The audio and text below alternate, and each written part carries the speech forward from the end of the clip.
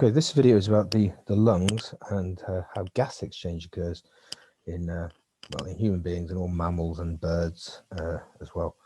Right. So this is a cross section through someone's thorax, so their chest, and the lungs are found in the rib cage. Okay, so we've got two lungs. I've drawn the detail in one of them. We've got two of them. Now, this tube here is called the trachea, and that is, you probably call that the windpipe, and that splits into two of these things called two bronchi. So that would be that's one bronchi there, and the other one on the other side.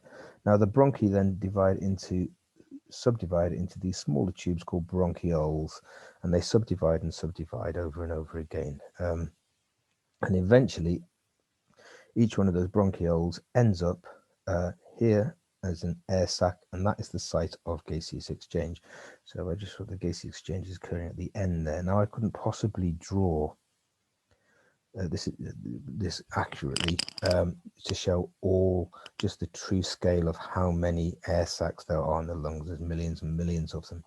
So that's just a diagrammatic representation. But there are so many of these air sacs, you can appreciate that the surface area where the gas exchange occurs is absolutely enormous. Okay. Now here we have the diaphragm, which is a big sheet of muscle,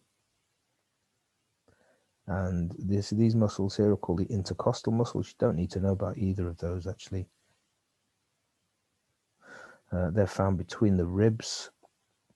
There's the cross section through the ribs there, right?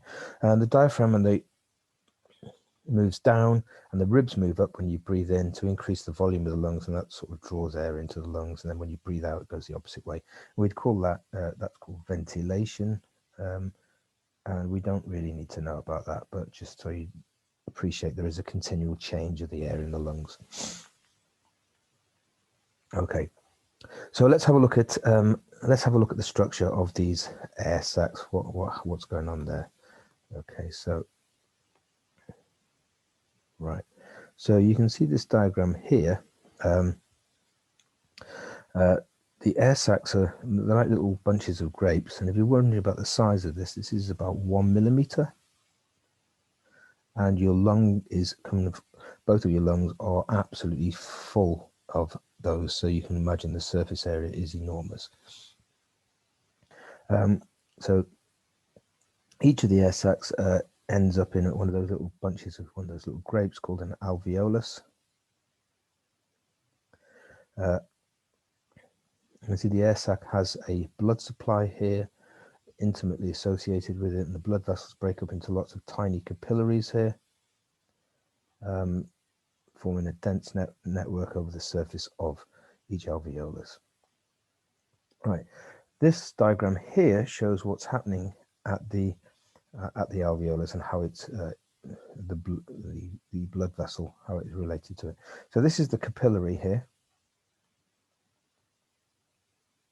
and this is the alveolus,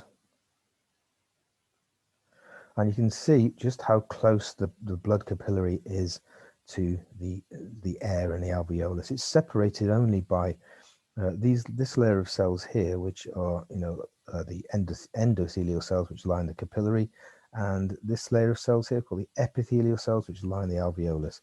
So it's a very short distance for the oxygen to diffuse across from the air.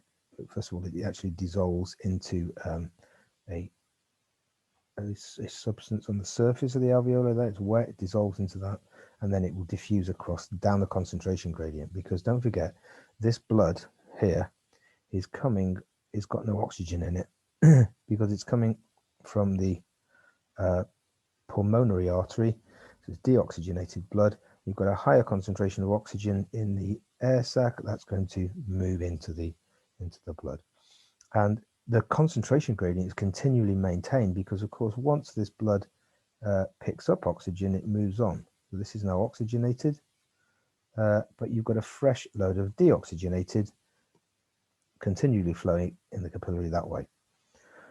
In the opposite direction, carbon dioxide is going to move out of the the blood, and the carbon dioxide is not carried in the red blood, it's not carried in the hemoglobin, it's just dissolved in the liquid part of the blood, the plasma.